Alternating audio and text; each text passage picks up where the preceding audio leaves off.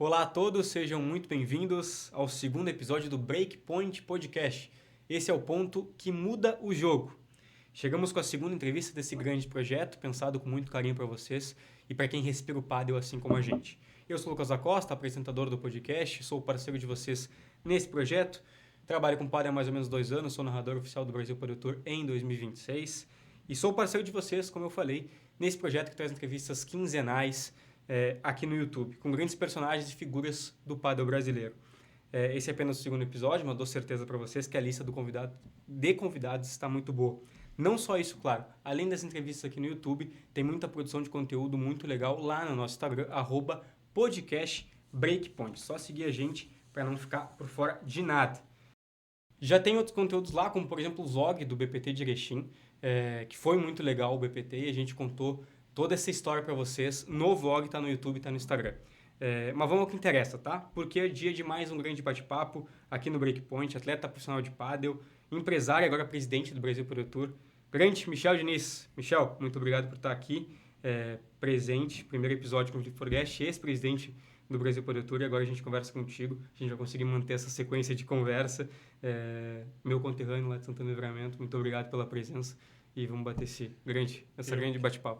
Muito obrigado, Lucas. Queria te parabenizar toda a produção aqui, fantástico estúdio, muito legal. É importante a gente falar do momento do pádel, falar desse esporte que tanto a gente ama e tanto a gente viaja por todo o Brasil fazendo o que a gente gosta, e tu também, tu é uma pessoa muito querida por todos nós jogadores. E é muito importante tu ter esse programa, tu ter esse espaço e apresentar o que tem de melhor, né, o nosso esporte, tanto dentro da quadra quanto fora da quadra. Agradecido pelas palavras. Antes da gente começar, Michel, eu só queria explicar para a nossa audiência que esse não é um programa de pergunta e resposta. Sim. Esse é um programa de bate-papo. Então, vou dar minha opinião, tu dá a tua opinião e a gente vai conversando. Tem pouco assunto para falar, né? Bastante. O momento é oportuno também. É bem importante o momento até. Eu acho que tem bastante assunto para a gente conversar assim. Mas vamos na ordem dos assuntos, eu acho, tá? Semanas atrás, ocorreu a eleição para o Brasil Padel Tour. Tu foi eleito o novo presidente do circuito. E dá para dizer que foi um começo de ano um pouco confuso, um pouco conturbado. Se eu posso dizer isso, até se tu achar que não, me corrige, por favor. Mas te pergunto, como é que surgiu esse pensamento, esse primeiro pensamento de assumir a presidência do Brasil Padel Tour? Bom, eu acho que, primeiro de tudo, a gente tem que elogiar o grande trabalho que foi feito pelo Felipe Forguest, nosso amigo. Eu fiz parte da gestão dele durante bastante tempo. Ele fez um excelente trabalho. E como a associação é muito dividida entre os jogadores, né? Os jogadores que tomam decisões, então acontece alguns movimentos que nem sempre vai agradar todo mundo. E é super natural isso. Eu acho que temos que falar tudo que o Forguest fez pelo circuito, e não foi pouca coisa. E a gente vai mais na questão de dar continuidade ao trabalho que ele iniciou. Claro que nós temos um timaço, na verdade, que é a minha diretoria. Até queria mandar um super abraço para todos. Marcos Daniel, meu vice-presidente, que foi um ídolo do tênis no Brasil. Pouco se fala no Marcos Daniel, mas o Marcos Daniel... Quando eu estou na transmissão, Michel, não te interrompendo, mas sempre quando eu estou na transmissão, eu procuro lembrar que ele foi top 50 do mundo de tênis. Um ídolo. E ter o Marcos Daniel, sabe, no nosso time hoje, um padelista apaixonado, que viaja também, é muito importante. Julianotti, JP Moraes, Pedro Toca, Pedro Siqueira, Henrique Marcília, Leopoldo, Lucas de Souza. Então é um timaço que a gente tem com pessoas experientes no meio também. Eu sou presidente ali, mas eu não tomo decisão sozinho. A gente faz reuniões semanais e todo mundo opina para o bem do esporte. O circuito está num momento muito importante, mas o circuito está muito bem na retaguarda. Foi muito bem preparado o circuito. Hoje eu posso dizer que o Brasil Padel Tour tem tangibilidade, que é uma retaguarda muito bem pronta.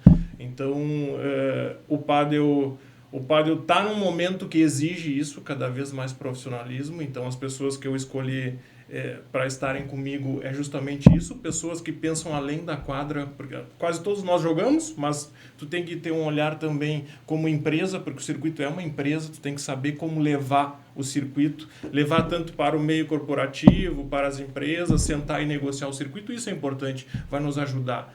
E o nosso papel, eu sempre falo, né, para o pessoal, é a gente tirar um pouco o pádel da região sul do Brasil. Eu que jogo pádel há 35 anos. Pouca coisa.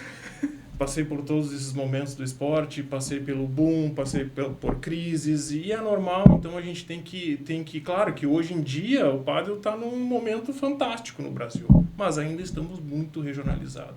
E isso que temos é o nosso papel, né? Tirar um pouco da região sul e levar o nosso esporte que tanto a gente ama para todo o Brasil. É difícil, não é fácil, vou ser sincero para vocês que a gente, quando assume, a gente acha uma coisa e começa a ver que é bem diferente, né? Mas a gente vai divulgar o calendário oficial logo e tem bastante etapas. Estamos com 17 etapas fechadas, então tem tudo para dar certo. Queria também mandar um abraço para o Arlindo, que é o nosso diretor de operações, Lucas Escovitz. São um pessoal que não aparece, mas que trabalha muito, muito, muito, muito, mesmo sem parar dia e noite. E são pessoas importantes que têm que ser reconhecidas. Michel, pegando alguns ganchos aí do que tu falou, tu elogiou bastante a gestão do Furguest, do Felipe Furguest, que... Muitos da diretoria dele estão comigo, né? Sim. Tem que ser falado isso também, né? E aí eu te pergunto um pouco mais especificamente, se tu puder explicar pra gente, o que fica da gestão dele, o que fica da gestão do Furguest, esse presidente que acabou renunciando em fevereiro, só explicando um pouco mais pro pessoal. E claro, no que também a gente vai ter de novas ideias e novos pensamentos, e aí pensados por ti e pela tua diretoria, claro. O legado que fica é profissionalismo. Tá? O Furga é uma gestão extremamente profissional. Eu acompanhei, eu fiquei na gestão dele de 2019 a 22. E eram 3 pessoas que trabalhavam arduamente. Era eu, o Furga e o Toca, dia e noite pensando no circuito e viajando que nem uns loucos. E a gente faz porque gosta. Tá? Mas o legado que fica do Furga é profissionalismo. Ele deu tudo e entregou muito, e sempre tem que ser reconhecido. Nós brasileiros temos esse problema que eu digo que é cultural, né? A gente não reconhece o trabalho das pessoas, a gente sempre olha os pontos que as pessoas deixaram, né, para trabalhar. Eu nunca julgo as pessoas por ponto negativo, porque as pessoas sempre começam uma coisa e deixam frutos positivos, tu tem que saber extrair aquilo ali dali, né? E o Furga fez muito disso, deixou o circuito apto para operar com lei de incentivo. Tem vários projetos do circuito em Brasília, documentação toda, desde a fundação da associação nós colocamos em dia, o Furga colocou, encabeçou aquilo ali, foi um trabalho, olha, extremamente difícil, que muitos jogadores opinam sem saber o que acontece na retaguarda. Tu entendeu? E a nossa gestão é totalmente ao contrário disso. A gente não quer se perpetuar no poder, jamais vamos querer isso. É importante todo mundo assumir, todo mundo trabalhar. Todo mundo ter participação de alguma forma. Todo mundo trabalhar, mas eu acho que tem que dar espaço para as pessoas. Muitas pessoas criticam sem entender. E a nossa gestão é justamente isso, cara. Tu quer entender? Me liga, vamos marcar uma reunião, te apresento toda a questão, toda a parte administrativa, toda a questão documental, estrutural do circuito hoje, para entenderes um pouquinho mais, né? O circuito, ele só sobrevive hoje com 3 pilares, né? Primeiro, que eu julgo, que é o mais importante, um calendário sempre ativo. Que a gente passou dificuldade, porque o circuito é caro hoje, é caro ter o circuito, é muito caro, é um produto caro, e principalmente os clubes que compram. Eu acho que foi feito um trabalho que os clubes faziam um ano e não faziam no próximo. Nós temos que entender por quê. Sentar com o cara assim, ó, o que aconteceu? O que a gente pode fazer para te ajudar? Porque é o nosso produto e ele é o principal comprador do produto. Nós temos que entender a dificuldade do cara. E muitas vezes a gente não entende. Por quê? Porque a gente pensa como jogador, a gente quer jogar, quer viajar. Tu tem que entender o cara. Tá no melhor lugar sempre. Então Claro. tem que entender um pouquinho lá vamos entrar um pouquinho na regra dos porquês, né? Por que parou de acontecer etapas no Rio de Janeiro? Por que parou de acontecer etapas em São Paulo? Que é um polo importantíssimo. Tem que acontecer. São Paulo, o mundo acontece lá. Tem que acontecer. Eu vejo, Michel, como narrador ali do circuito, eu passei por algumas cidades nesse 2025 e o que mais me chamou a atenção, não sei se indo contra a tua opinião, mas é um comentário só, me chamou muita atenção as cidades pequenas que recebiam o Brasil Padel Tour e a quantidade de gente que estava ali acompanhando nos 3, 4, 5 dias de etapa, a quantidade de criança que tinha junto, pedindo autógrafo, presente, como eles gostam e são fãs também dos jogadores profissionais do Brasil. Então, eu concordo com essa tua análise que precisamos dar um passo grande e chegar nos grandes centros, mas eu queria da tua opinião também um pouco dessa questão. Eu passei ali por Iberubá, Tupanciretã, que são cidades pequenas, né, comparadas a outras cidades, mas que essas pessoas elas viveram o circuito e vivem o pádel de uma forma diferente, eu acho. Um adendo, né? Como o pádel é muito regionalizado, sim. E eu jogo desde o início dos anos 90, e entrou no Rio Grande do Sul, entrou lá por Livramento, lá o Clube Atenas Pádel que eu joguei, a primeira quadra do Brasil foi lá, a quadra existe ainda hoje, virou um condomínio de casa, mas está lá a parede com a... Então o pádel sempre foi muito regionalizado no interior do Rio Grande do Sul. Por quê? Porque é um esporte, primeiro, fantástico, consome, é um esporte da família, né? Democrático, todo mundo gosta, competitivo, porque o gaúcho também é um povo muito competitivo, assim como a gente é conurbado com as fronteiras Uruguai e Argentina, a gente pegou um pouco isso do sangue latino deles, da competição, e o esporte, por muito tempo, e ainda tá, né? O interior do Rio Grande do Sul consome muito pádel. Se tu pegar hoje 100% do pádel, 80% é Rio Grande do Sul ainda. É um número que, se tu pensar o tamanho do Brasil, sabe? É uma coisa que... Mas, enfim, eu acho que o circuito, o Brasil Padel Tour, sem dúvida, ele tem que estar nos polos importantes. O interior do Rio Grande do Sul é um polo importante, assim como Santa Catarina também é um polo importante. Curitiba é muito forte. É o que pode conciliar, né? Curitiba uma coisa não anula a outra, eu acredito. Curitiba tem um fator bem relevante que eu acho que faz parte da expansão do esporte, porque Curitiba implantou pádel nos seus clubes sociais, né? Assim como tem lá em Santa Maria também, tem o clube que tem, mas Curitiba, Curitibanos, Graciosa, tem complexos de pádel maravilhosos, padrão Europa. Então isso é importante para o esporte, essa inserção, tu entendeu? E o que a gente pensa para o Brasil, o próprio nome do circuito, né? Brasil Padel Tour. Qual é o nosso desafio? Vamos tirar um pouco da região. Não é tirar, gente. É levar, expandir, pegar o que a gente gosta tanto do pádel, ir lá para o Nordeste, mostrar para as pessoas. Tem que conhecer o esporte. Pô, na Europa, o pádel é o segundo esporte mais praticado em toda a Europa. Só perde para o futebol. Passou à frente do basquete. Um número fantástico. Mas poucas pessoas sabem isso no Brasil. E tu acha que... Eu vinha conversando isso com meu amigo Fernando, que veio a Porto Alegre comigo, mas tu acha que esse é um trabalho ao longo prazo? Acredito que sim, né? Sim. Porque, claro, a gente tem vários centros de pádel no Brasil inteiro, vários clubes. O pádel está em constante evolução, eu digo isso. Mas para chegar e levar o Brasil Padel Tour nesses centros, talvez demore um pouquinho mais. Eu não sei se tu concorda comigo. Eu vou te dar um exemplo. A gente levou uma etapa do Brasil Padel Tour para São Paulo em 2022. Fizemos lá no Clube Nacional, se eu não estou enganado. Era um clube forte de futebol e tinha um pavilhão que montaram umas quadras de pádel e a gente jogou lá. E aí tu pergunta para mim, Michel, tinha bastante gente? Tinha, por incrível que pareça. Em São Paulo se consome pádel. E há pouco tempo a gente jogou lá no clube do Marcelo, do Jansen, que fez o Padel Beach lá, que é um argentino que está fazendo o pádel acontecer lá, está fazendo um excelente trabalho. O clube dele é fantástico. O clube dele é impecável. A gente teve uma etapa... dois professores que... Sim, o Brian e o Félix Salaro, que jogam o circuito, estão figurando também. Acho que muito do papel deles também, são professores locais, estão ajudando e divulgando bastante esporte lá, que é um polo importantíssimo para nós. Importantíssimo. São Paulo, a gente sempre fala que São Paulo... A energia que tu gasta em São Paulo, tu atinge 20 milhões de pessoas, é a mesma energia que tu gasta aqui atingindo 1 milhão de pessoas. Então, nós estamos falando de uma dimensão muito maior e é isso que a gente precisa para o esporte também, né? Michel, a gente já conversou um pouco sobre isso, mas eu queria que tu explicasse um pouco melhor o quão grande é a responsabilidade de assumir a presidência do circuito, que é um dos principais circuitos da América Latina, se não for o principal, em questão de visibilidade, em questão de premiação. Em termos de números, sim. O maior. Então, eu queria que tu explicasse um pouco mais, assim, o quão grande é essa responsabilidade. Sem dúvida, né, Lucas? Mas volto a falar, eu estou com uma equipe muito boa, minha diretoria, a gente A gente praticamente foi unânime ali quando se reuniu para conversar, vamos, para justamente dar continuidade a tudo que foi feito, né? Eu sentei com o Júlio também, o Júlio é uma figura ímpar, né?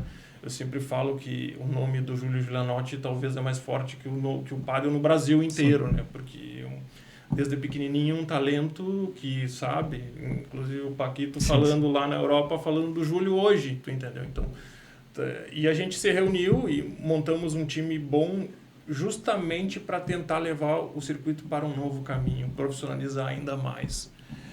A gente tem conversado com algumas empresas e está apresentando o circuito e o ponto positivo é as empresas recebendo o material do circuito e nos abrindo os olhos do quanto é importante o esporte, sabe? E eles querem conversar com o público que consome o Brasil Padel Tour.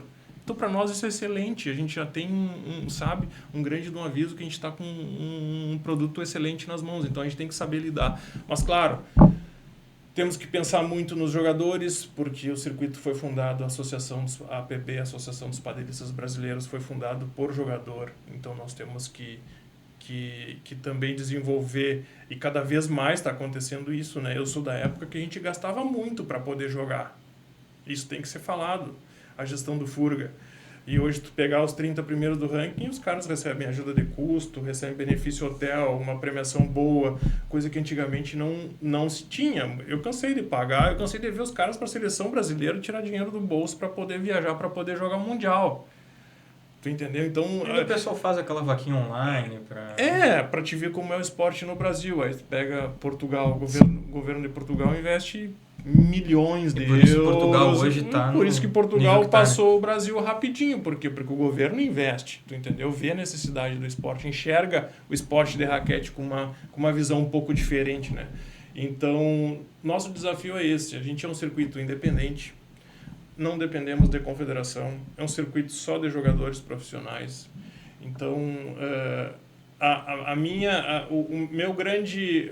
Eu sempre queria fazer o BPT feminino, desde lá de 2019. Sim. Porque as gurias merecem também, são batalhadoras pra caramba. Surgiu essa ideia no passado, se eu não... Surgiu a ideia no passado, o grande ponto é a gente ter um número de jogadoras para deixar... Tu chega hoje com BPT masculino... Que consiga colocar tu tem um draw com 40 duplas. Tu chega num BPT feminino, tu tem um draw com 5, 8 duplas. Não pode. Então, precisa de um número mínimo de duplas para poder colocar. E é um trabalho também, até aproveitando, abrindo o canal com as meninas do Padel Brasileiro. Novamente, a gente está abrindo o canal, a gente está à disposição. Acho que é importante o Padel feminino estar junto. O BPT, o BPT, a associação começou muito lá embaixo, tamanha dificuldade lá em 2018, quando se fundou, eu sei bem, eu fui viajar em torneios que tinha 8 duplas, tu entendeu? Poucas duplas, mas depois foi crescendo, e tudo tem um início, tem que startar. A gente não vai sair com um produto já todo ele moldado. Então demora. Michel, eu acho que para encerrar esse assunto do BPT, eu fiz parte desse 2025, de alguma forma, né? Tive em todas as etapas, com exceção de Carazinho. Sinto que o BPT cresceu e o Padel brasileiro cresceu muito com o circuito. E como eu falo, acho que o Padel está em constante evolução. Acho que não só ano passado, mas de uns 2, 3 anos para cá, a gente vem tendo essa evolução muito grande assim, do Padel no país. E o Brasil Padel Tour, eu acho que ele tem uma responsabilidade muito grande nisso, né? Que é ajudar o Padel a crescer, chegar nos grandes centros, chegar nos pequenos centros também. Então, só deixar esse comentário, o quanto o Brasil Padel Tour ajuda o crescimento e evolução do Padel no geral, de uma forma que eu vi, que eu percebi estando nas cidades, estando participando aí de várias etapas. Então, realmente bem legal e bem interessante ver essa parte, ver todo o crescimento, ver o pessoal nas cidades vendo, assistindo, torcendo, tirando foto. Eu me lembro, eu vi crianças muito felizes porque tinham pego o autógrafo do Eu vou te contar, tem uma cena que me gravou muito. Eu tô chegando para jogar um BPT numa cidade no interior e tava lotado o clube, um monte de carro, não tinha espaço. E uma cena me chamou a atenção, assim, tava uma senhora, uma família chegando com uma cadeirinha de praia e um chimarrão, assim. pô, aquilo te bate, sabe? Assim, pô, as pessoas estão vindo nos ver jogar, entendeu? Cidade toda dentro do clube, não tinha espaço. Então, isso mostra a força do esporte e o quanto ele alegra as pessoas, e as pessoas gostam de consumir esse esporte, né? Agora, nós, no papel, como instituição, nós temos que deixar isso cada vez mais atrativo para esse tipo de público. Sim. É isso que vai nos levar a um outro patamar, né? Que é isso que a gente tanto busca. E agora, é um gancho, mas um pouco da tua pessoa agora. E o Michel como atleta, como é que fica nesse contexto todo? Quase ex-atleta. Ainda é muito tempo de profissionalismo dentro do esporte, mas como é que fica dentro desse contexto todo, como eu falei, assumindo algumas responsabilidades grandes? Como é que fica o atleta Michel Diniz? É difícil conciliar essa... Eu peguei uns momentos do Furga difíceis, que eu estava no lado dele, uma etapa no Rio de Janeiro, deu um problema lá, e eu vi o quanto ele ficou nervoso e aquilo, e ele estava no melhor momento dele como atleta, entendeu? E eu me recordo que eu fui ver ele jogar, ele não conseguiu jogar. E o cara no auge da idade e não conseguiu jogar. Um dos principais jogadores do Brasil. Um dos principais jogadores do Brasil, ele era na época e é ainda, mas aquele momento dele era ímpar, estava se cotando para chamar ele para a seleção e deu um problema do circuito e acabou. E tu vê que aquilo assim mastiga a pessoa por dentro, sabe? Aquilo me doeu muito. Acabou essa etapa, eu levei ele no hospital para a gente fazer uns exames, ele teve uma crise lá, uns espasmos musculares e foi uma coisa difícil e eu sei que aquilo não foi problema físico dele, porque eu acompanho a carreira dele, o Furga é um amigão meu e aquilo ali me deixou chocado, sabe? Eu disse, cara, deu, né? Tá afetando a tua saúde isso daí já. Então tem que saber diferenciar. Eu estou num momento que cada vez... Eu sou um cara muito competitivo, tu já acompanha, e eu treino muito, abro mão de muita coisa para me manter ainda com 44 anos, o nível que eu tô. Não é um nível top, mas é um nível que eu julgo para mim bom. Sou competitivo, consigo jogar num nível legal e vou jogar até quando eu me sentir bem. Essa é a questão. Eu e o JP Moraes, JP, eu disse pra ele, cara, a gente tem que parar Há de 5 falar... anos já se aposentando. A gente tem que parar de falar da nossa idade porque tá chato já, entendeu? Nós estamos nos colocando para baixo, a gente joga contra a gurizada, faz jogos bons, às vezes ganha, às vezes perde, que é super natural, né? Tu tem que saber. Eu sempre falo, esporte de raquete, muitas vezes tu vai mais perder do que ganhar. A diferença é como tu vai digerir as derrotas e quanto tempo tu vai comemorar as vitórias, porque elas duram muito pouco. Tu ganhou um torneio hoje, semana seguinte tu vai ali e perde na primeira rodada. E aí? A tua cabeça, teu treinamento, tu abre mão disso. Pega o meu caso, um cara com 44 anos praticamente não vive. É treino, trabalho, vegeta, faz isso, faz aquilo, cuida da alimentação. Cara, as pessoas não vivem. Fica em função do esporte, mas eu faço porque eu gosto. Entendeu? Se tu me convidar para um negócio no final de semana, eu não vou. Porque eu sei que eu tenho que treinar meu físico. Eu sei que eu tenho que comer, pesar minha comida. Eu sei que eu tenho que tomar 5 litros de água por dia. Então, são coisas assim que as pessoas não se dão conta, né? E vão lá e julgam o jogador. Esse cara, fulano não tá jogando nada. Fulano não tá jogando. Mas tem um contexto todo por trás. Mas eu acho que nós como jogadores, temos que ter um mental muito forte para suportar algumas coisas que é natural. Acontece, as pessoas nos julgam. Chamo eu de velho, o JP Moraes é velho. Pô, o JP fez uma final do PPT com 47 anos, o cara é um monstro jogando. Eu acho que é uma das minhas narrações que mais me marcou, pra falar a verdade, quando ele ganha, ele e o Gonçalo Escobar, o argentino Gonçalo Escobar, eles ganham do Cunha de Simonato, em Tupanciretã foi até. Um partidaço. Eles, com todo respeito ao Cunha de Simonato, eles passaram por cima dos guris, e acho que foi 6-4, 6-1, se eu não me engano, e eu falo ali, o senhor de 47 anos... E aí depois ele se emociona tudo na final, porque na teoria ia ser o último ano dele jogando como profissional, porque a gente não sabe se vai ser ou não. Não, ele não vai parar. Tu não vai parar, eu te conheço. E aí foi muito legal essa parte. E realmente é um cara que joga de igual para igual contra todos que passam por ele. E um cara que se dedica. Ninguém sabe. O JP começa a treinar às 7 da manhã. O cara sabe, o físico dele é impecável, o cara com a idade dele. Só que as pessoas, na hora de jogar, não se dão conta que também tem um lado humano das pessoas. Tipo, eu jogo pádel porque eu gosto. Eu amo o esporte, me criei dentro de uma quadra. E E claro, tem o lado competitivo, às vezes eu vou ganhar, às vezes eu vou perder, e é super natural, mas esse ciclo do lado profissional, eu já venho migrando há um bom tempo já para as categorias da idade, né? Que é um ciclo natural, que eu acho muito legal isso também, o trabalho que a Confederação Brasileira faz. Eu joguei alguns mundiais sênior já, muito bem organizados, Pan-Americano, tive no Paraguai agora em dezembro, impecável o evento, impecável. Então, isso é importante também ressaltar e ter esse mental preparado, né, para saber o momento. Se tu perguntar para mim, Michel, qual é o teu momento? Lucas, não sei, eu vou jogar até quando eu me sentir legal, mas eu me preparo para isso. Eu não deixo que o tempo vai me dizer, tu entendeu? No momento que eu não tiver mais vontade de treinar, não querer abrir mão de muita coisa que eu abro, aí é o momento de parar, porque tu tem que abrir mão de alguma coisa. Tu tem que ter disciplina, senão as coisas não acontecem. Michel, desses mais de 40 anos de idade, como tu falou aí, não vou falar o exato, já falou, não precisamos relembrar, mas quantos de pádel, só pra... Lucas, eu comecei a jogar pádel com 11 para 12. Muitos anos de pádel. Muitos anos. Eu jogava tênis esporadicamente, tinha um clube social lá na cidade, lá em Livramento, a gente jogava, eu, Moacir, Mário, Piuí, todo mundo jogava, e na época entrou a febre do pádel na cidade. E quando entrou a febre do pádel, eu comecei a jogar e me recordo até hoje, pai, tô jogando um esporte que eu gostei, muito melhor que tênis. E aí o pai assim, mas que esporte é esse? Pádel. Na época se falava paddle, né? Porque tinha aquela questão do nome, não se escrevia paddle, era dois paddle. Ds Aí o pai, paddle, que não sei o que, parece uma peteca, tipo, acabou com o esporte. Eu disse, não, mas eu quero jogar isso, vou jogar isso.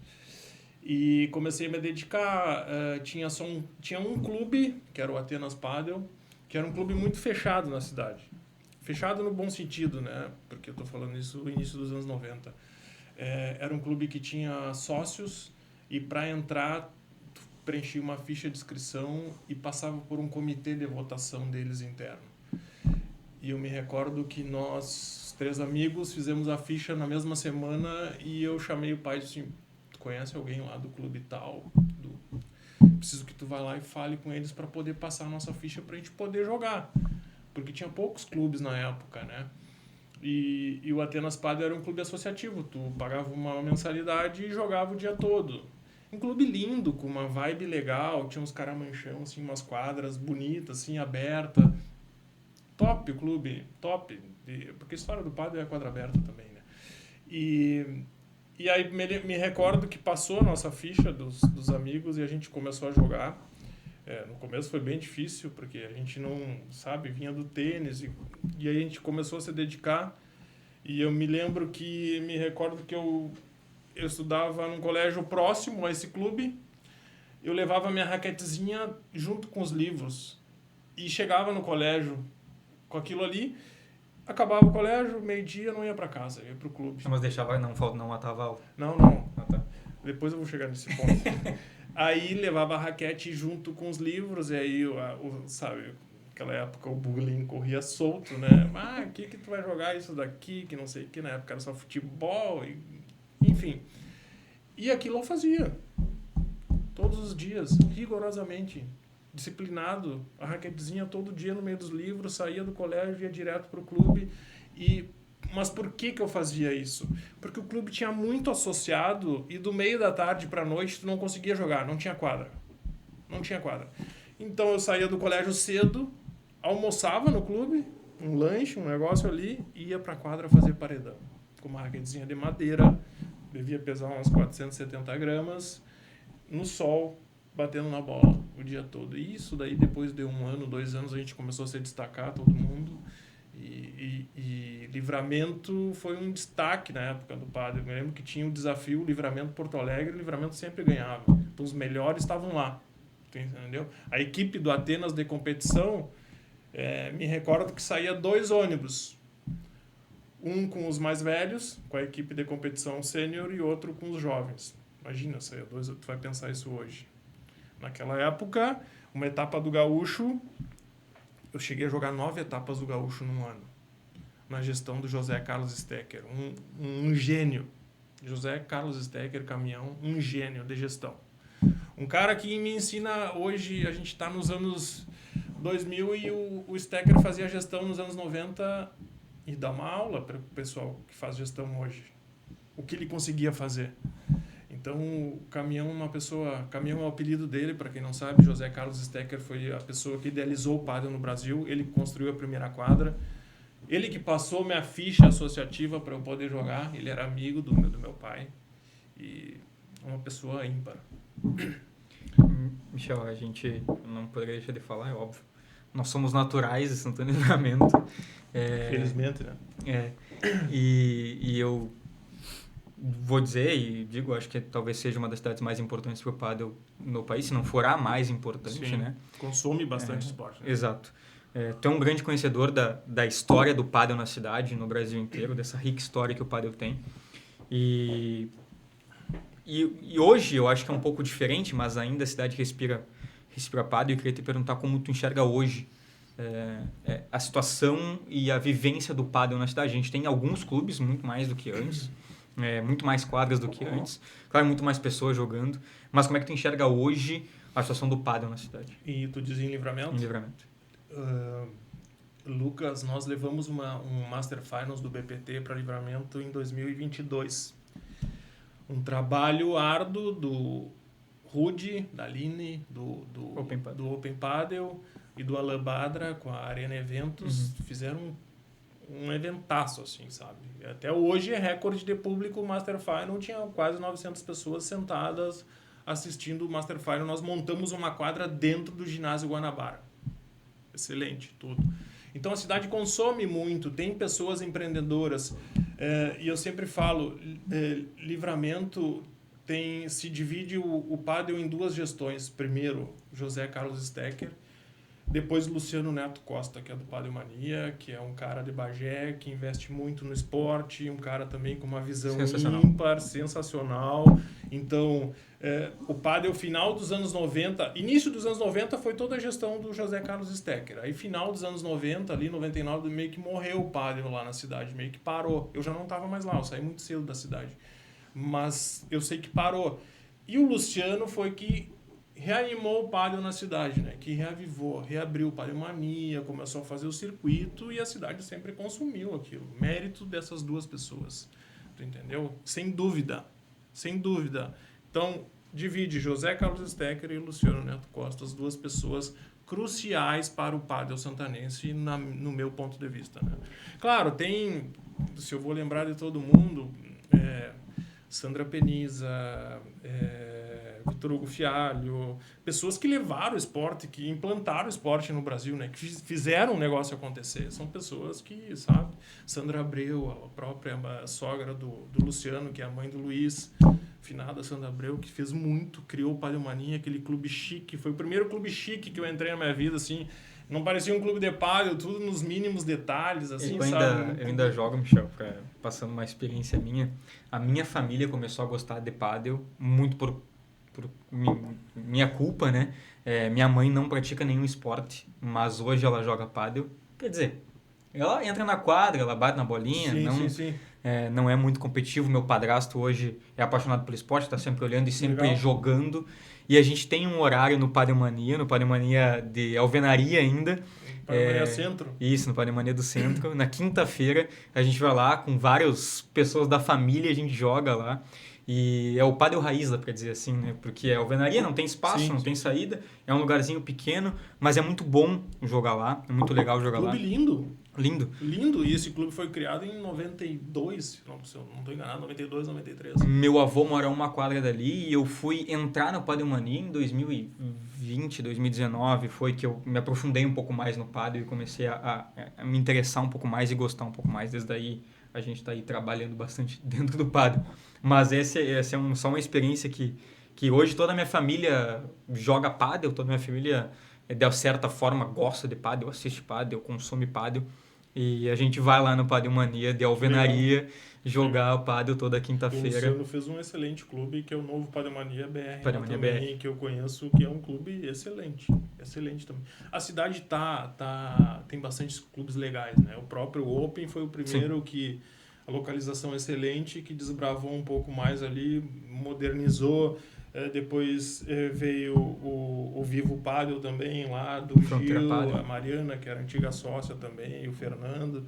Então tem várias pessoas que investem no esporte na cidade, a cidade consome também bastante o esporte padel, né? Então isso é legal, isso é legal. Eu acho que a gente... provavelmente o BPT vai passar por lá em algum momento Sim. desse ano, né? A gente está gravando aqui num determinado dia. Nesse final de semana tem um Brasil Padel Tour Challenger em Livramento, junto com o Circuito Gaúcho. Queria te perguntar um pouco também dessa importância dos challengers, já que a gente está puxando esse gancho de Santana e Livramento, do pádel lá, a gente vai ter um final de semana muito movimentado por lá, né? Muita gente vai passar por lá. A cidade merece, né? Então, queria te perguntar um pouco dessa importância, não só das etapas Open Master, mas o Brasil Padel Tour ainda abrange as etapas Challenger, que são etapas menores, mas que mais gente participa, jogadores que de um ranking não tão alto e estão sempre participando dos Challenger. Acho que os Challengers têm um papel importante tanto para o comprador quanto para o jogador, né?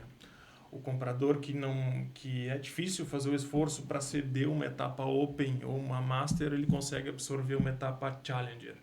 E muitas vezes o jogador vai, se tu diz assim, vamos fazer um Challenger próximo a Porto Alegre, próximo a Balneário Camboriú, que são cidades onde tem os principais polos de treinamento. E aí vai muita gente, tu entendeu? Vai muita gente. Claro, a gente tem que sempre pensar em Challenger como um limitador, porque o nosso principal produto é Open e Master, tu entendeu? Eu sempre falo, o Challenger é importante, ele tem um papel, mas ele nunca pode ultrapassar a barreira do Open e do Master, que são circuitos maiores, são etapas maiores, que a gente entrega mais para. Se tu pegar uma etapa Challenger, tu pode me corrigir. Em termos de visualizações, bem menor que uma etapa Open. Uma etapa Open é um canhão de audiência, principalmente as quartas de finais ali, um canhão. Tu olha, tu senta para apresentar o circuito para as empresas, tu mostra a audiência do BPT. É um absurdo, entendeu? As oitavas, quartas e semis ali são... Tem muita visualização, muita gente. E isso é importante. E muitas pessoas não sabem isso. E durante muito tempo não se soube vender isso.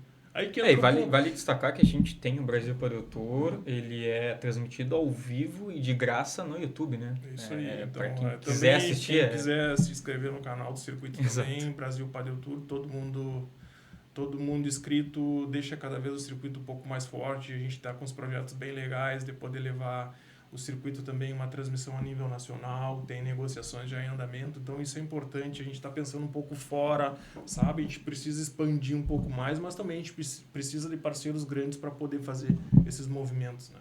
Eu acho que, estando presente ali da maneira que eu tive em 2025, eu vi especificamente no número de visualizações ali como cresceu durante o ano, até no próprio Instagram, batendo mais de 1 milhão de visualizações num final de semana de etapa. Acho que é bem importante isso tudo. O pessoal consome muito, né? Muito público jovem que eu sempre falo, público jovem, ele que é uma questão do imediatismo. Eu quero ver o jogo do Lucas. Quanto foi? Vai lá no Instagram. Tu entendeu? Vai lá na hora, direto, e tem que ter o resultado ali. Tem que ter, porque ele quer consumir aquele resultado. Por mais que o site fica atualizando online, o Instagram é muito importante porque se comunica com um público diferente, né? Que é o público que também em algum momento vai entrar para dentro do circuito. Que isso é ótimo. Hoje tu vai jogar contra os jovens e fui jogar uma etapa em Chapecó ano passado, eu sentei ao lado desse. Eu sempre vi você jogar e agora eu tô aqui no lado de vocês. Pô, isso é fantástico, escutar isso, entendeu? Isso é fantástico. E assim cada vez mais pessoas, como tu falou, vão entrar dentro do circuito, vão abraçar o circuito e essas pessoas elas vão engrandecer o circuito de alguma forma, né? Eu acho que a gente tem um pouco disso. Michel, para finalizar, a gente já está chegando à reta final desse episódio piloto, mas eu queria te perguntar alguma coisa sobre o BPT em específico, se tu pode trazer para nós alguma novidade que a gente vai ter esse ano. A primeira etapa Master está marcada para final de abril. Lá em Erechim, no Baita Esportes, que é um baita clube. Que é um baita clube, também dispensa comentários. Um abraço para Gil, para o Júnior, o pessoal lá, o Cladir, são pessoas fantásticas. Eu tive o prazer de ir lá conhecer o clube em reforma. Eles me chamaram lá no final de semana para eu conhecer, poder jogar e degustar. Então, são pessoas... A gente precisa de mais pessoas assim, com essa visão empreendedora em prol do esporte, né? Então, eu tenho certeza que vai ser uma excelente etapa e a gente vai ter um dedinho da nossa gestão já vai ter essa etapa. Perfeito. O que eu mais queria que as pessoas entendessem é que a gente tem que ter calma. A gente pegou um momento, eu não digo conturbado, porque não era conturbado, mas a gente pegou em um momento de ajustes do circuito. Então vai demorar um pouco para a gente implantar tudo o que a gente precisa. Num primeiro momento a gente está muito focado no calendário para ter etapas, e vamos conseguir, já tem etapas mais, talvez o ano que mais vai ter etapa master vai ser esse. A gente fez um trabalho muito bom e a gente tem uma credibilidade, né, com os clubes compradores. Isso é o mais importante. Quando tu pega um calendário que tinha uns ajustes aqui e ali, tu senta e começa a ir atrás, aí tu vê a credibilidade da nossa chapa, da nossa diretoria, né? Eu sempre falo para eles, guris, eu fiquei impressionado com a nossa credibilidade no mercado.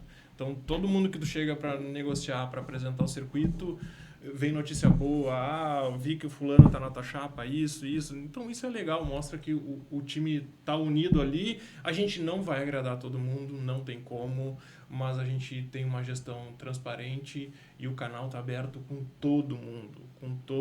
Pode chegar e conversar conosco, toda crítica é bem-vinda e a gente está à disposição de todo mundo.